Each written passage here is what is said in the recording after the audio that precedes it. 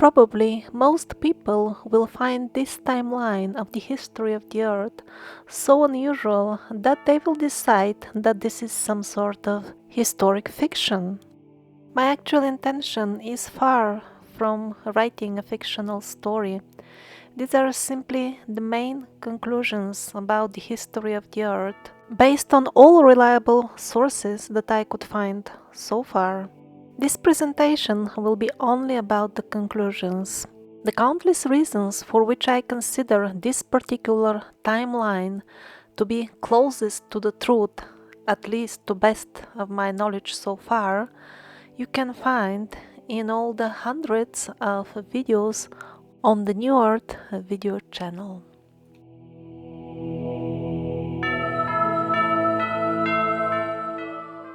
Although the Earth is extremely old and countless civilizations, groups of souls have come here to participate in this theater, our idea of what history is applicable to only relatively recent civilizations, because before that, this theater play that we call life was in other dimensions and other timelines, which we cannot comprehend. For example, before the human civilizations, there were wise races of dragons inhabiting the earth.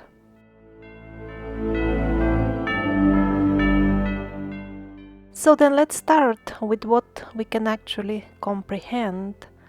And that's a human civilization very much like ours.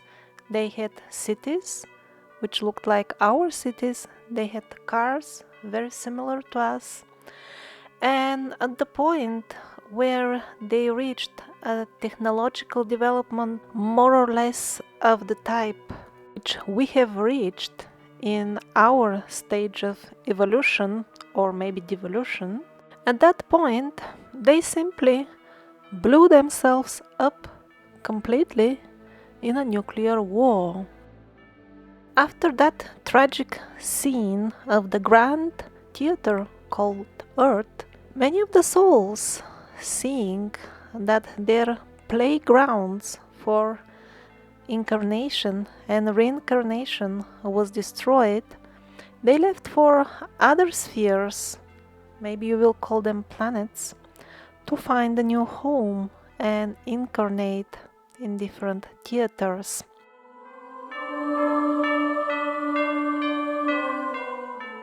But a fraction of that old group of souls remained, and later on, when the Earth recovered from the nuclear disaster and was populated by the engineers again with primitive species of man, then the experienced souls formed their own smaller civilization, which resided underground, while on the surface cavemen and giants roamed the earth. We call this civilization Lemuria, or Mu. They call themselves Lemurians. Mostly they were centered underground on this continent of Mu, which, in a very rough area, was more or less the Indian Ocean, also the continents of Australia, Africa, Asia, and so on. But all this is just to give you a general idea, because at that time the outlines of the continents were quite different. Most of the Lemurians would be geniuses according to our standards, and they had very highly developed telepathic abilities. They used sound technologies with which they could easily make the underground tunnels and dwellings in which they lived. They were magicians of technology in every respect. The Lemurian experiment for a human civilization came to an end very soon, because the Lemurians modified themselves, modified their very race in such a way to avoid violence and aggression which destroyed the mother civilization from which they sprouted.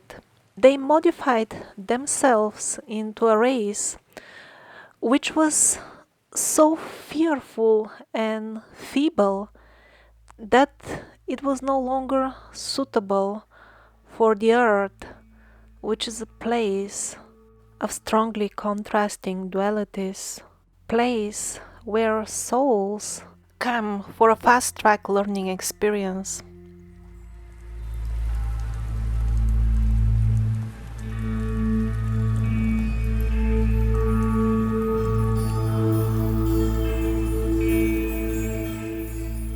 Although the cavemen were relatively simple people, and more or less what we've heard about them in school is correct, still there are aspects of their lives which we ignore simply because we cannot comprehend.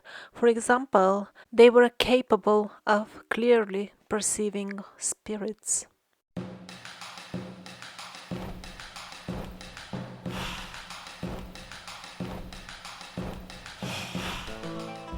This idyllic setting of beautiful green planet full of exotic animals and plants and inhabited by relatively unsophisticated cavemen attracted many races from other places or spheres of existence. In simple language, people call them planets. They came and settled as numerous colonies on Earth. There were no worldwide advanced civilizations after the one which blew itself up in a nuclear war, but there were numerous groups of advanced races which coexisted with the cavemen. The most famous of them is Atlantis. The original Atlanteans who landed on Earth were beings of light and goodness and had unimaginable for us level of technological knowledge in terms of crystals and other things which are far beyond us currently.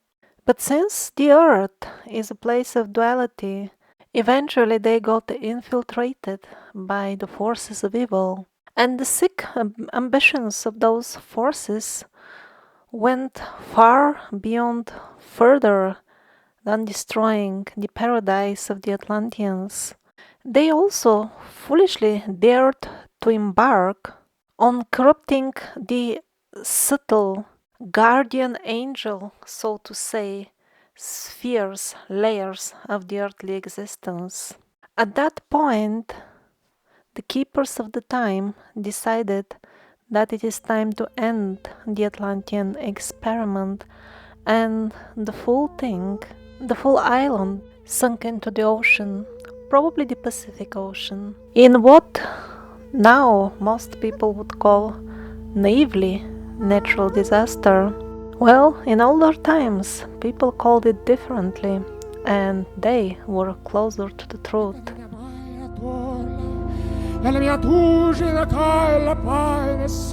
In school, they told us that they were hunter-gatherers in those times, and that's also true. But some of them were more advanced than me and you in every respect, even in terms of technology. How? If they happened to be one of those tribes which was in touch with the various advanced races who were coming and going and making the earth home for some time, they could have easily had access to higher technology than us nowadays.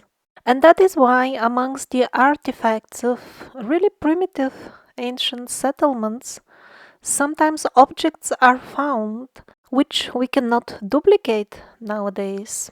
We don't have tools which could cut so precisely or polish without damaging a given fragile material, and so on. Such findings may appear mysterious as long as we ask the wrong question: how could those primitive people make such things? But if we view it from the right perspective of this overall situation of various advanced races coming and going, then there is no mystery, then everything falls into place. So let's look further into this parallel between the advanced hunter-gatherer and the primitive modern person, me, for example. The hunter-gatherer didn't have a dishwasher, but he didn't even need one because much tastier and healthier food would be freely available if he only walks out of the door. We tend to assume that all primitive people were less educated than us, but this was not the case. Those few who were in touch with advanced races from other spaces who came with good intentions, they were far better informed in terms of cosmology and history than the modern man. We imagine that we know everything because they are showing us some digital images of Mars and I don't know what else. But are they really genuine? Don't forget that we were told lies about landing on the moon and that we are being told lies about some international space station which swallows billions as funding and yet has not produced even a single scientific result which would help humanity in any way. So, possibly, even a caveman or a hunter and gatherer would have known more about the cosmos than us just because he had a genuine source of knowledge.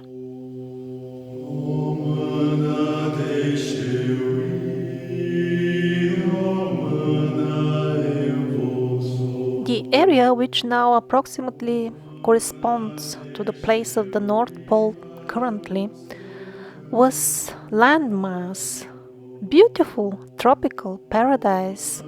It was inhabited by a wise race of people. They were noble and honest. We don't really know what was their connection with the island of Atlantis. Were they a fraction of the good people of Atlantis? Were they even connected in any way with the Atlantis, the island in the ocean? Hard to say at this point, but it seems that they existed even after the sinking of Atlantis. And they were kind to the primitive earthly inhabitants. They educated them, and in return, the simple tribal people revered them as gods. Back then, the position of the landmasses on Earth and the poles was radically different. All of a sudden, the beautiful paradise of the North Pole was turned into an uninhabitable, frozen, dead land. Seen from the perspective of the modern timeline, in which most people believe, these events should have happened some 12,000 years ago. But the timing in reality is absolutely wrong. First of all, because these calculations are based on absolutely unreliable dating methods, and second of all, due to cleverly introduced new calendars and due to fraudulent rewriting of history, the historic timestamp, the entire timeline, as we've heard it in school, is so distorted that it barely deserves to be called history anymore. Probably the Hyperborean paradise was destroyed relatively not so long ago because the mammoths, which froze instantly while chewing with the grass in their mouth, they are still quite fresh when they defrost them.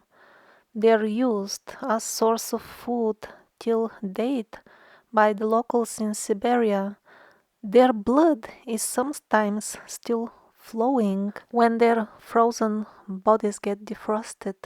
Can it be really by chance that the traditional Nordic history tells us about an evil race of giants who used the technique of instant freezing as a weapon? Yes, there were giants, bad giants, good giants. There were dwarves, dragons. and all the other creatures that we hear about from the fairy tales. The traditional fairy tales are much more close to the actual ancient history of the earth than the historic fantasies preached in the brainwashing institutions called schools. Numerous bone remains of giants have been found to testify to their existence. And, as far as the races of the dwarves, well, they were openly in contact with people, up to a couple of 100 years ago in Siberia, and their abandoned dwellings are to be found at many places in Europe and Asia. They are obviously too small for us, not only in the sense of fitting inside comfortably, but also in many cases we simply can't get through the door. Official sources suggest that they were made by kids or all kinds of similarly silly stories. And I can accept that even kids in those times could have been smarter than us. But on the other hand, looking at the actual size of the dwellings and the tunnels, the shadow of doubt creeps into my mind. Really? Did toddlers engineer a network of tunnels kilometers long? Did they dig it into the solid bedrock? The dinosaurs also coexisted with people, and not millions of years ago, but in the very recent past. We have numerous medieval depictions of dinosaurs and dragons, and they are depicted with vivid and minor details. We can confirm that those details are true by examining their skeletons, but how did the medieval artists know those details if they didn't have more or less direct contact with the animals?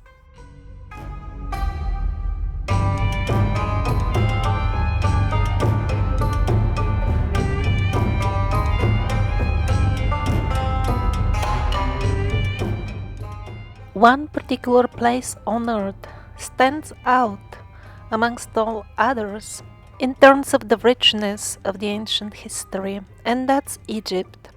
Various races, both human-like and unlike, made Egypt their home through the ages. One can see how did these races look like from the ancient Egyptian art.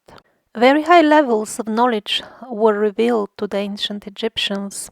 Initially, it was for everybody, and at the later stages, it became a privilege of the priests and the rulers only. The source of the knowledge were not only the advanced races, but also souls that I will call speakers. The primary reason for which the souls of the speakers come into human bodies is to spread genuine knowledge. They're kind of the human form representatives of the Adityas, the kind and benevolent engineers of the universe. When a given soul incarnates on Earth, its memories are partially suppressed. Otherwise, the incarnated person wouldn't be able to benefit from the learning process on Earth. If our memories were not hidden to some extent, then our earthly life would be like showing up for a test while you have all the answers and the questions in your pocket. But when the souls of the speakers incarnate, often they would have their memories hidden to a lesser extent compared to the people around them. Jesus Christ is the perfect example of such a soul of a speaker which came in human body, and there were many of them in ancient Egypt. When did the civilization develop over there? We have no clue. Some even say that some of the ships of the people of Atlantis landed in Egypt. Although we don't know when it all started, we know when did it end, and that is to be measured with hundreds of years, not thousands for sure. Because on the walls of the so-called ancient Egyptian temples there are entire passages of the Bible carved, amongst plentiful other evidence. Basically, up until Napoleon went and destroyed everything, the Mamelukes were safeguarding the heritage from the old wise races.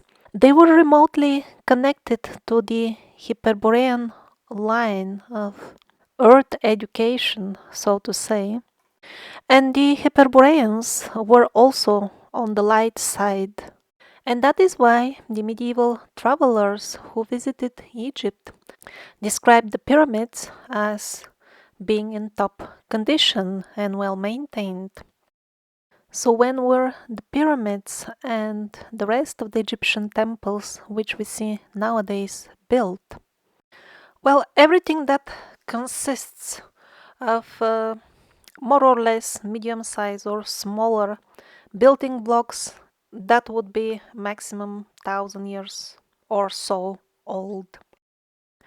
Even if it has traces of very advanced technology, even as close as 1,000 or 2,000 years ago, there was high tech knowledge, probably beyond our imagination, even at least for certain groups in the society in Egypt.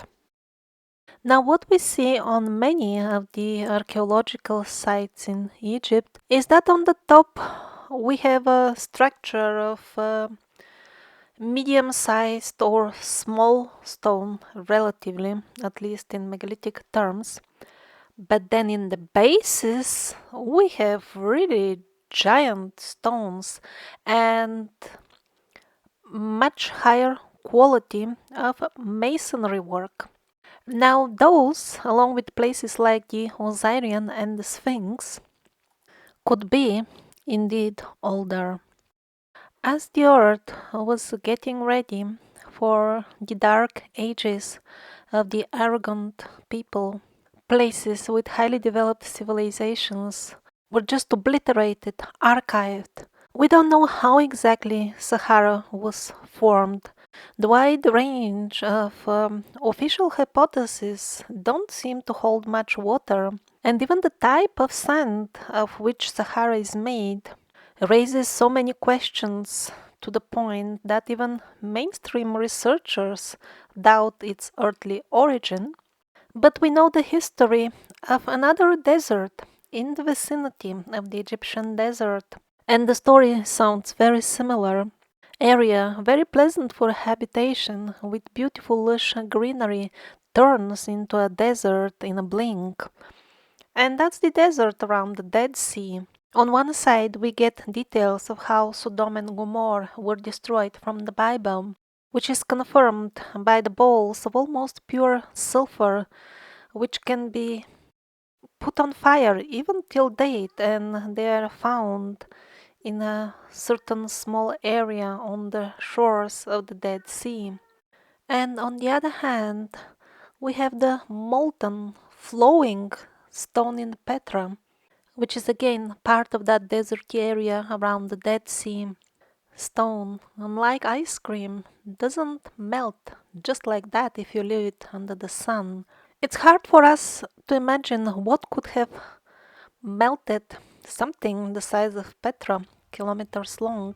But if we really want to know the origin of the deserts, this needs to be seriously researched.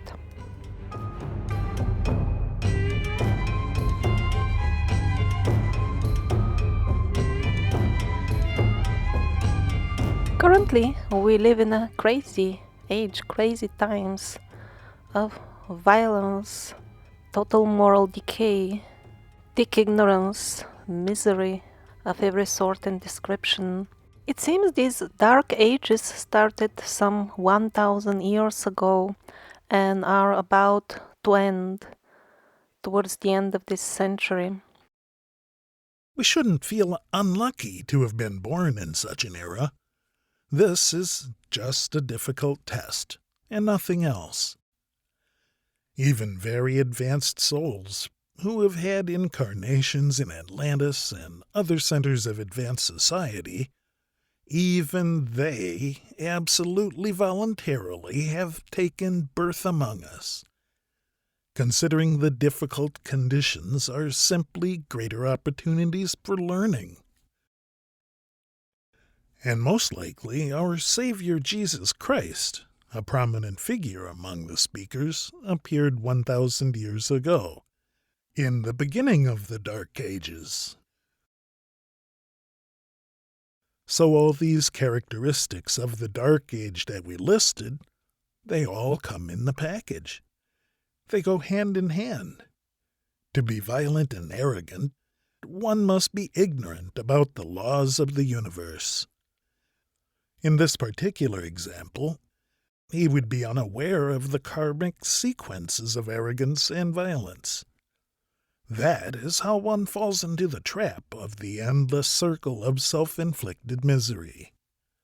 So, to have the right theater settings for the scene of the Dark Ages in the play of the earthly civilizations, first of all, we need ignorance, lots of it. And that's why a certain new philosophy according to which man sees himself as separate from nature arose.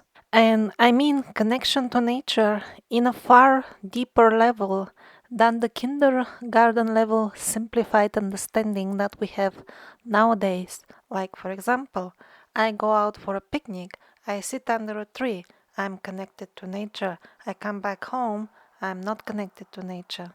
In the antiquity, connection with nature was on a completely different level. For example, we know from modern experiments that plants react to various types of music. Well, some people in antiquity could even communicate with the plants using that language. Or another example, modern experiments show that certain crops in the fields, the individual plants also communicate with each other, sending some sort of signals when, for example, predators approach or there is some danger in the vicinity. Well, some people that we would call very primitive were so finely tuned with the environment that they could sense these very subtle signals from the plants. And actually, we're the primitive ones because we know very little about these signals. Actually, plants have a lot more information and they can share it.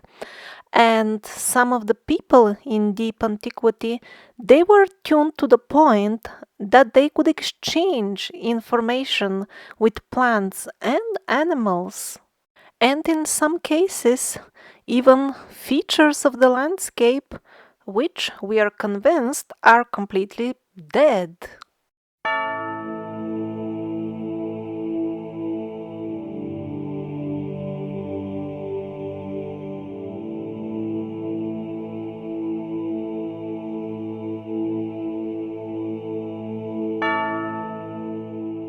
The popular belief nowadays is that there were ancient empires and kingdoms and entire civilizations, and they existed during the last couple of thousand years. Actually, it seems all that was packed within the last 1000 years only, as shown by the absolutely brilliant research of Anatoly Fomenko. And not only they are much more recent than we are told they were, but some of them didn't even exist at all. Yes, the phenomena called historic doubles has been spotted by many even mainstream historians, and they still ponder, so how is that?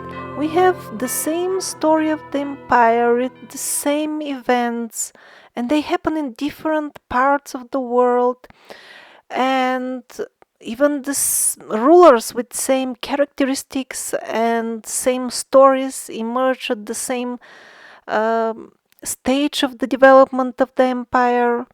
So they just say it's strange and leave it aside.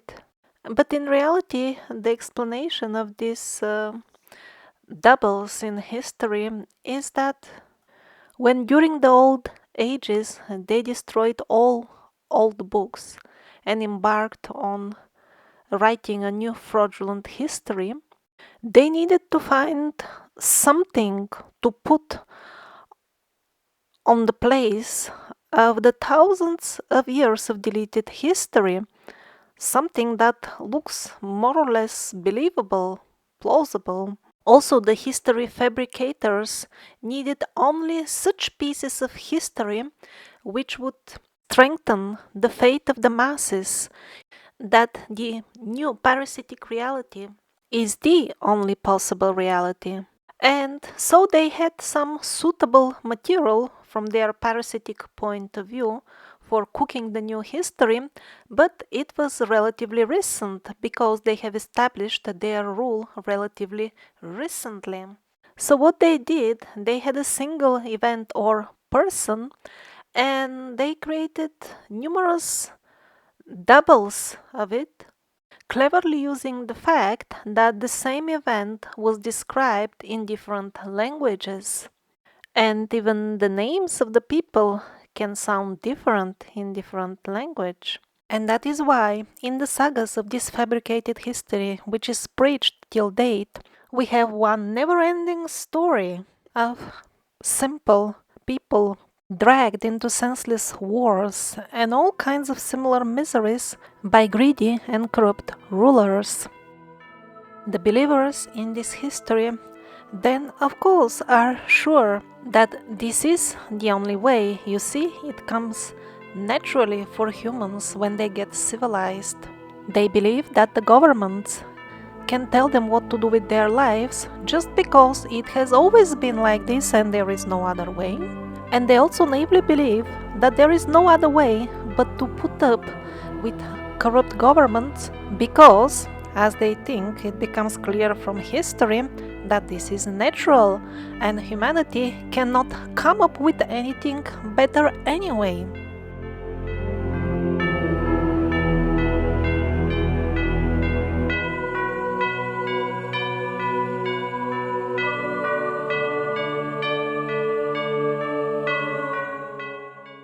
During the Middle Ages, the situation with the achievements of technology was non different than before.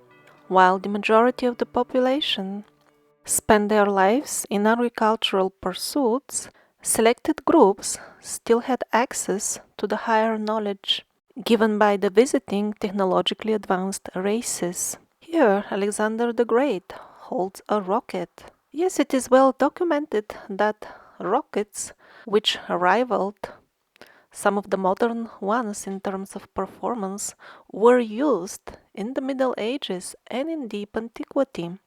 Another example would be some paintings of Leonardo da Vinci. They don't seem to have been made with brush on canvas, because the layer of the paint is just way too thin to have been applied with brush. Or what about Tesla coil electricity in the Middle Ages? The fireworks in this historic depiction do fit in the modern idea that we have of how the Middle Ages were, but the Tesla style installation and the performance doesn't.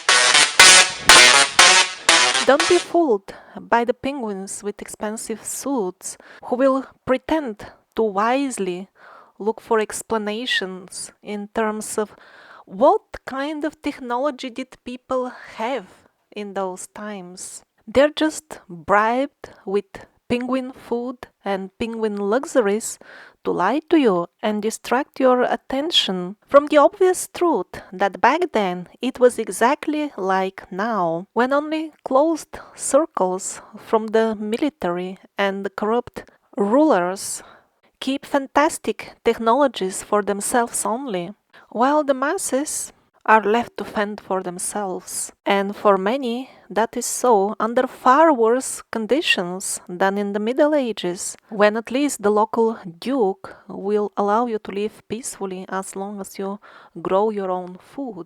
In the current modern world, millions are expelled from their homelands, forced to feed from trash fields, in refugee camps in Africa, in tiny prison cells/apartments in polluted cities, fed with microwaved and canned food.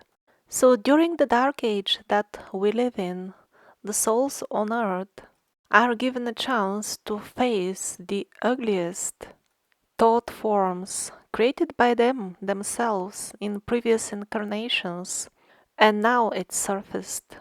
To create a suitable scene of the theater on earth, the forces of evil were given green light to do almost anything they wish. Hell broke loose on earth. The wise, the keepers of the knowledge, were given a choice to either be burned alive or become servants of the dark side. Many millions of the nature people chose, of course, to leave their bodies instead of selling their souls to the devil. In Siberia, they even had a decree. They sentenced to death all elders who were of age of 300 or more. Even as close as a couple of hundred years ago, many people were not yet genetically so modified to die quickly as we do. The human race was downgraded to what we are currently by introducing new races which were retarded in comparison to the kind of people that lived there before. They mixed with the existing people, and we are the result of that mixture, even as close as the Middle Ages. The racial diversity was far greater than now. There were still giants, there were people with elongated skulls. Definitely there were dwarves, sometimes mingling with people. And it is only very, very recently that we have been reduced to a common denominator.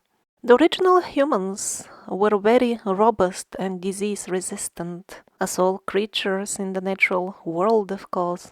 The benevolent engineers of the earth did not use China quality products.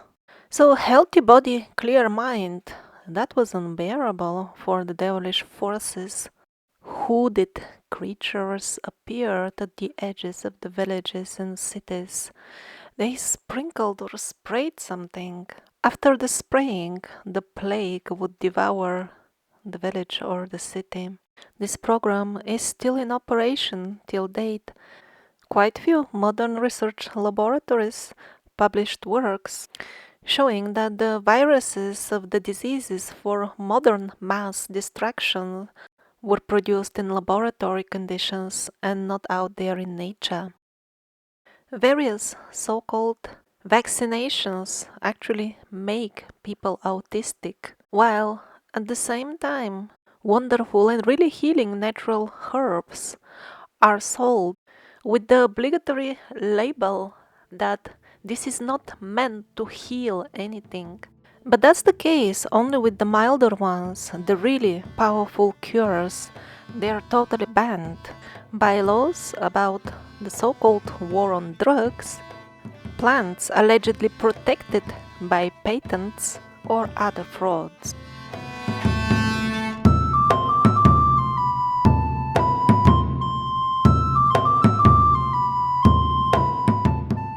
There is zero proof of the existence of the so-called Roman Empire, at least in the way we're told the empire was. The fable was created to attribute to Rome the credit for the magnificent ruins of the ancient cities, the luxury ancient villas with floor heating, the network of precisely built aqueducts and mind-blowing temples like Baalbek had little to do with Rome of Italy.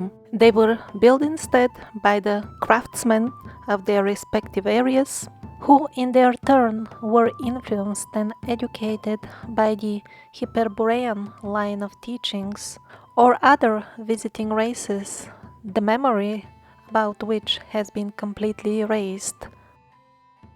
It is very well known amongst modern historians that Rome in the past was a title and did not necessarily refer to Rome of Italy only, but still they're sponsored to always connect it with Rome while they preach to us, although the palaces of the glorified Roman emperors are just petty mud brick structures compared to the amazing megalithic sites like Baalbek.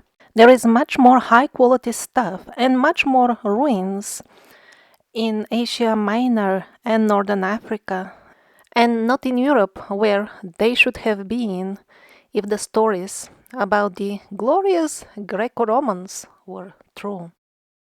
And why did the European capitals need to have their image boosted? Because in the times that we now call Reformation period, the demonic forces managed to corrupt the human morals to the point that they could make certain governments their puppets and then carry out most hideous atrocities through that medium. Centrally orchestrated and suicidal for the human race wars became the prime medium at this point. Sadly, it is such a waste of time to read the modern version of the medieval history. They distract us with miles-long descriptions for the so-called reasons of the countless wars and massacres of those times. These so-called reasons for all these wars, and for all wars till nowadays, are actually the staged events which trapped the common people, defrauded them to take part in the suicidal wars.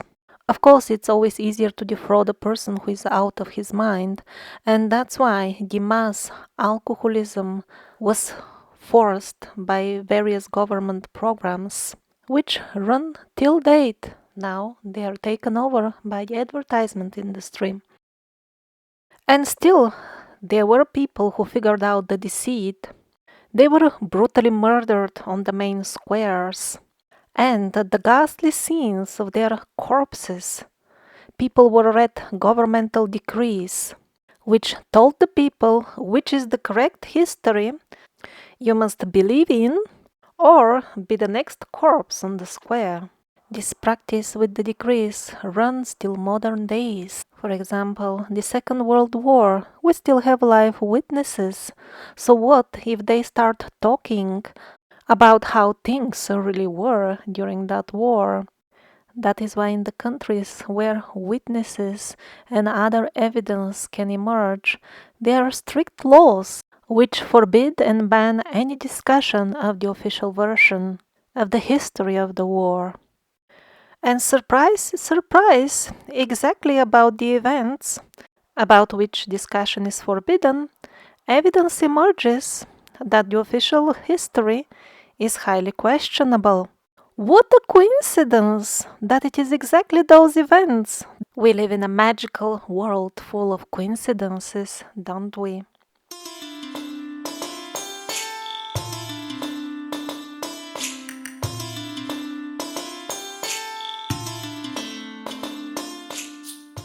The righteous kings of the old times, who were indeed representatives of God in one sense, were replaced by insurgent kings. This project started in medieval Europe and quickly engulfed almost the entire earth.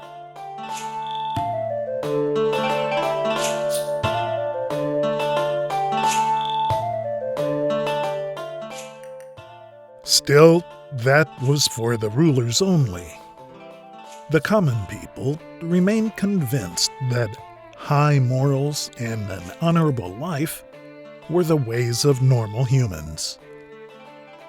It is hard to say now how much of that educational work was done by the Hyperborean line, how much by the other races, and how much of by individual speakers who would descend to enlighten on a more local and limited scale. We can't say that because all of the old books were destroyed or hidden during the Middle Ages. They were substituted with forged copies, where the meaning itself was twisted beyond recognition. These are the copies which the modern historians, the penguins, wave in our faces and tell us that these are the authentic, genuine books.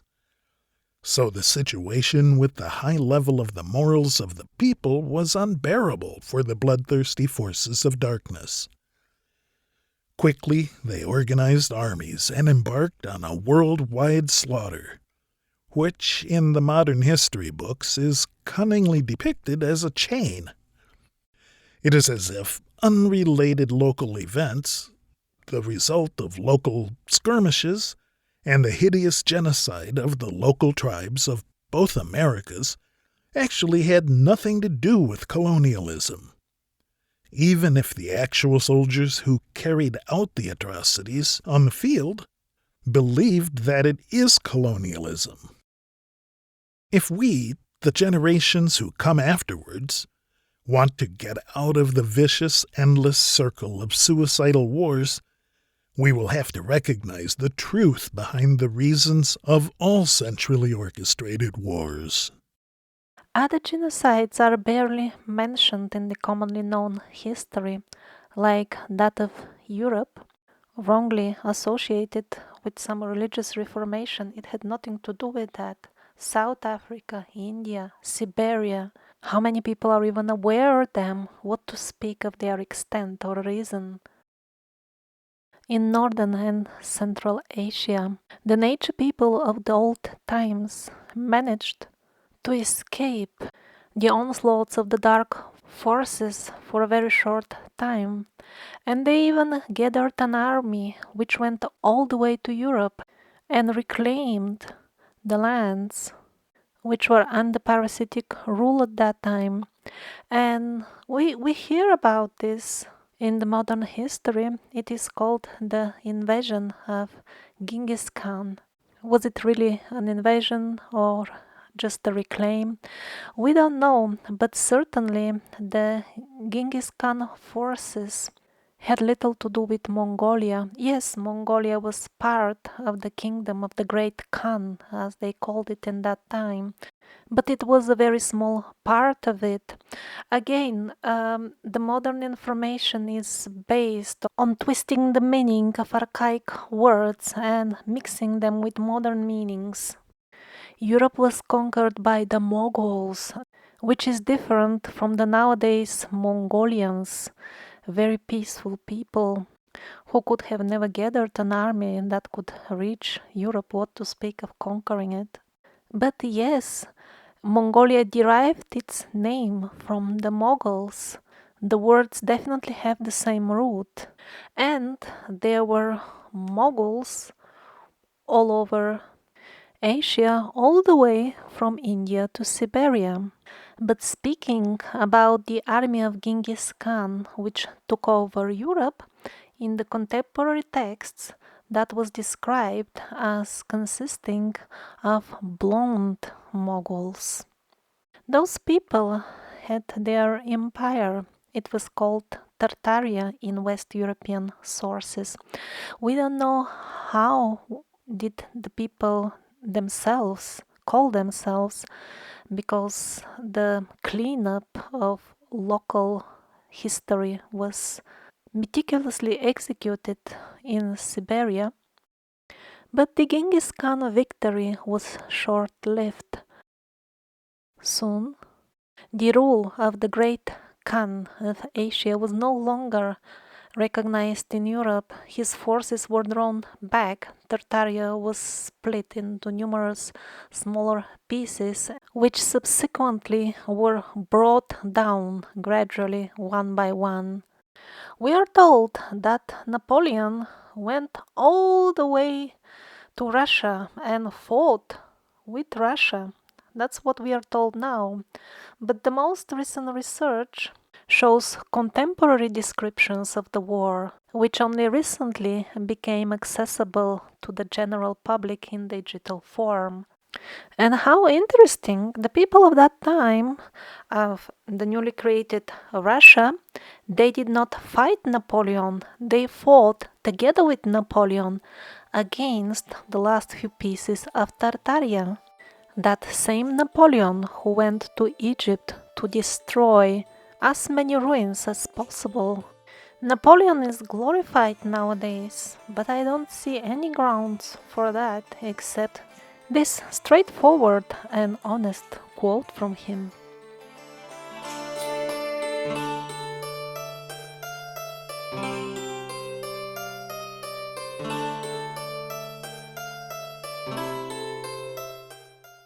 In the older times, people had rites and celebrations devoted to nature, to the pulse of the earth, which they still felt.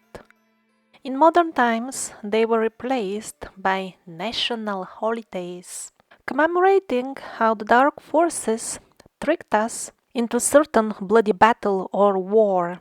Commemorating such events means giving our energy to them, making them to some extent an object of our meditation, creating further thought forms which sooner or later in this life or the next will fructify in the form of real events. Then we'll call it bad luck which is upon us. Just like herds, they gather us at squares and town halls. Then we are force-fed Machiavellian lies to make us feed and nurture the thought forms of violence and the conviction, the deep-rooted conviction that the life as an obedient sheep is the only option. The puppet sheep, which stands on the elevated place, will not hesitate even to summon us to nurture the violent thought forms in the name of our forefathers who died and suffered heroically for our future. Yeah, what kind of future do they mean? Imagine your grandfather really participated in a war. Probably he was drafted against his own will. Would he be really happy watching his grandson from heaven, hopefully, repeat his own mistakes and perpetuate the dark future by endorsing further wars?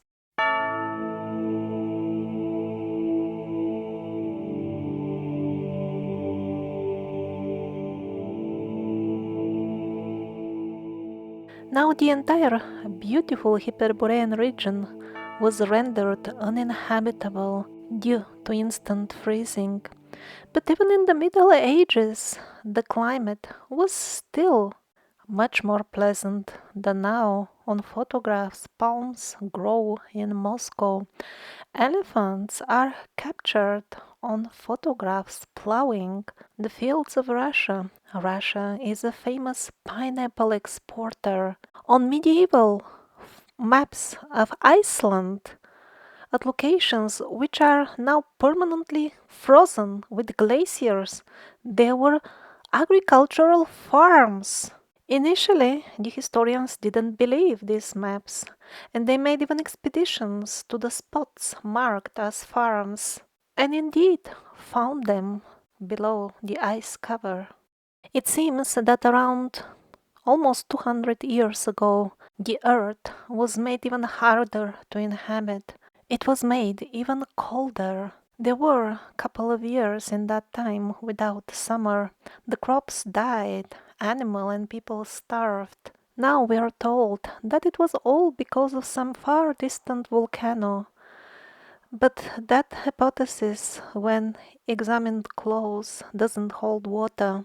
A group of researchers are really looking into this lately, and they have gathered a good amount of facts pointing towards a possible nuclear bombing at that time.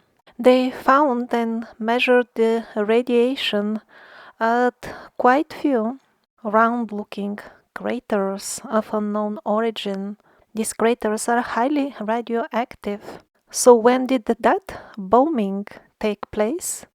Such high levels of nuclear radiation cannot be retained for really extended periods. So, lost ancient civilizations are not to be blamed this time. Most likely, we're experiencing a nuclear winter since about 200 years, which was reinforced and perpetuated by the numerous nuclear tests during the Cold War times. It's getting slightly warmer now. The ice caps start to melt slowly. The party which launched the weapons which caused the freezing is not happy about that. And that's why we see this venomous, blasphemous smear campaign against even slight global warming. This campaign, as we know, serves not only as a background and an excuse for the various financial scams to be run in the name of keeping the earth cold, but also such campaigning is meant to create negative thought forms in the minds of the common people. They want us to be negative towards the idea of our earth becoming a pleasant habitat again of moderate temperatures. And it's not just the suspicious craters. Countless cities built in so-called neoclassical style were buried deep in mud, in clay, at places 2 stories high. That also is a result of something, we are not even sure what, that happened in the skies during that period of the years without summer.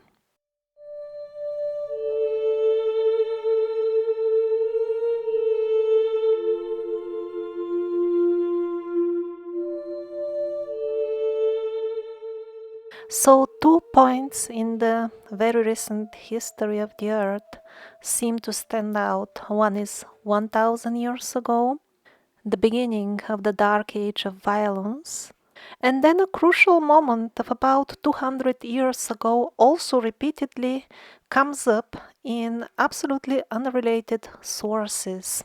So before that time, we had other races of bigger people who also lived longer. Apparently, this war slash disaster really changed the face of the earth. That time is also mentioned by Set as important because more or less it coincides with the so-called Industrial Revolution, when man completely divorced himself from nature and hastily started implementing newer and newer technologies which corner him into becoming a remotely controlled robot of the new province of hell called Earth. There is a very strict monitoring system which suppresses any technology which could make the life of the masses independent and self-sufficient. The first commercial model of a solar car was ready 100 years ago. It could run for 3 hours at the speed of 20 miles per hour. There are countless of functional modern models, and yet the industry is suppressed to such an extent that even a single one did not get commercially distributed. Not to mention the free electricity of Tesla and the star batteries, yet another option for almost free electricity. In the older times, the nature people would fashion their dwellings inside the rock. Thus, the dwellings were well insulated and protected, and also they were extremely durable. Many generations could use them and didn't need to work hard to build new homes again and again. Since people were well tuned with nature, and as we found recently, stone can be cultivated like mushroom plants, it is even possible that some races could grow big chunks of stone and then fashion their dwellings inside it while it was relatively soft. Gradually, the stone dwellings gave way to huge megaliths megalithic blocks which would fit each other with amazing precision. Not sure if that was a sign of improvement or of devolution, but from that point on, the devolution is obvious. The megalithic stones get smaller and smaller. The precision with which the stones fit each other gets less and less. As the Dark Age advanced and the minds of the people got foggier and foggier, they even forgot the techniques of how to make the stones fit with each other. The gaps between stones became so big that the wind could blow through, and that's why they had to use mortar. And then we invented the bricks. That's even flimsier than small loose stone. Since the brick buildings fall apart very quickly, this is a convenient way to create perpetual work for the people so that they don't have time to think. And of course, they are centrally dependent on building materials. And of course, the modern building materials, at least those that are freely available and accessible for the masses, there is always environmental pollution involved in their production.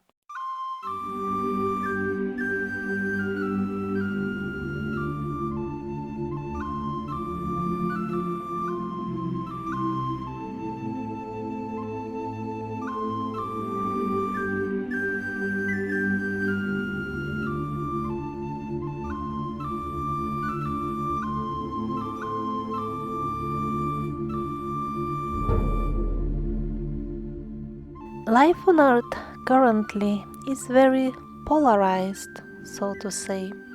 Some live in luxury, others spend their days in starvation, depending on the thought forms that they have nurtured in previous incarnations. Although the Dark Age is against everything godly, it is not against God, because God was engineer of the evil as well. And while all souls on earth enjoy or suffer while they learn their earthly lessons, some of the more sensitive amongst them start to feel the wind of change. The souls of the speakers continued to incarnate onto the earthly plane even in the Dark Age, and the latest messages that we get from them indicate that the Dark Age will be coming to an end soon. The thick blanket of ignorance will be lifting in decades, not within hundreds of years.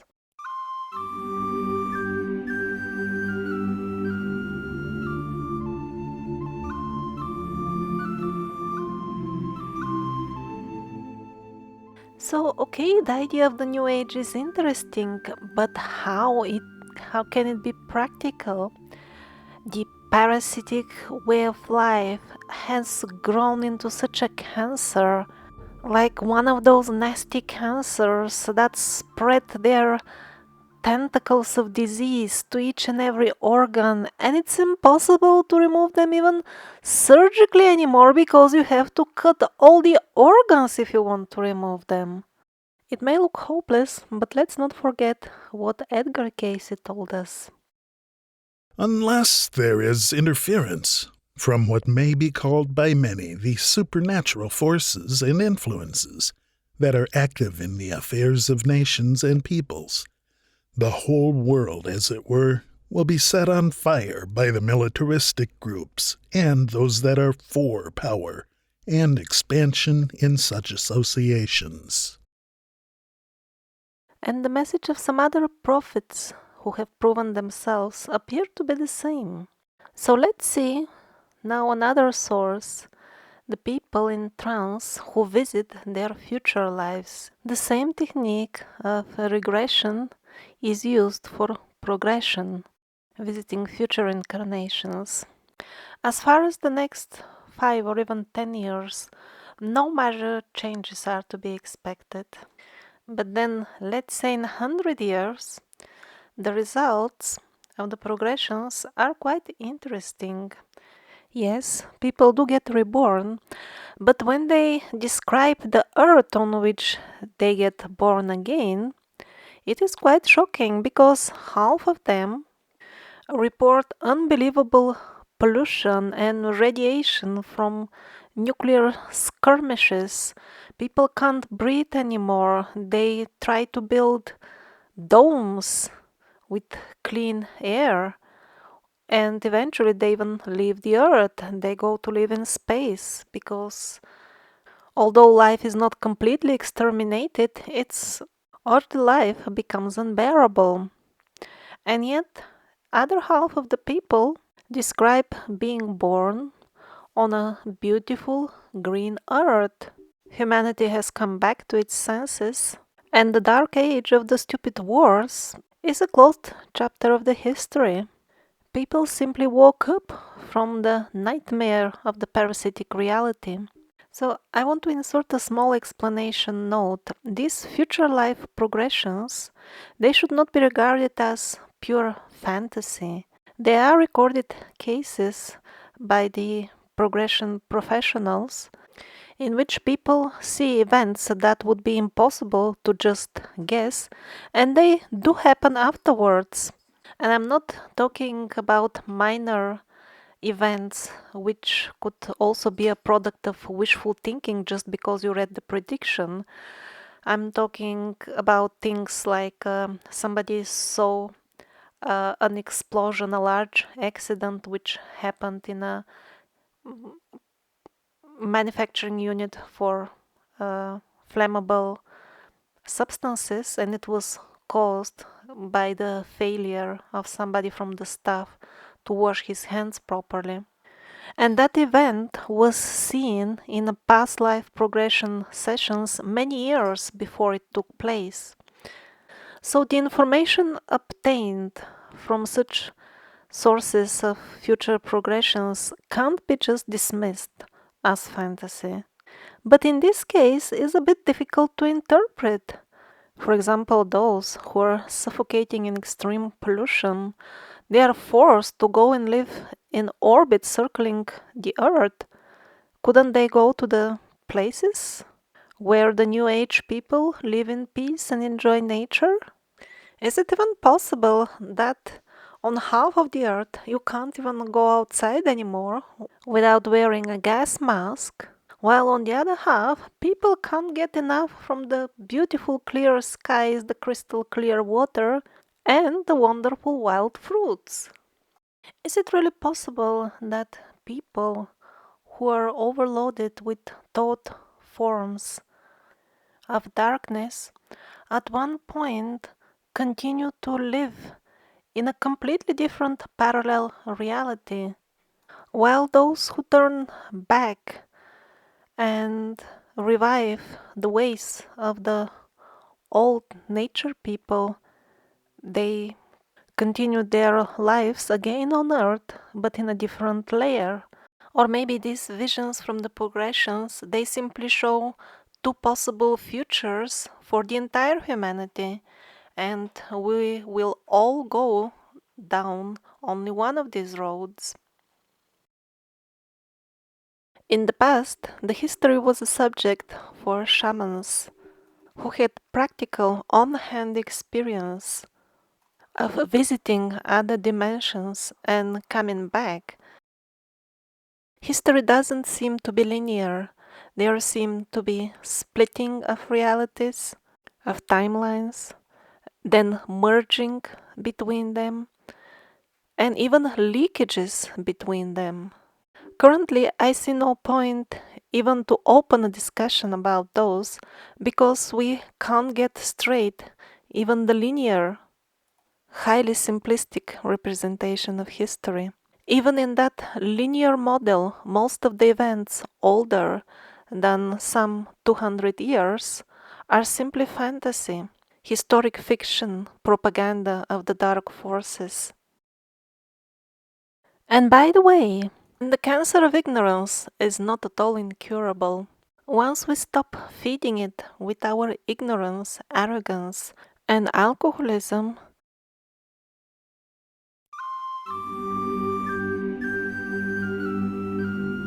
it will depart by itself, voluntarily.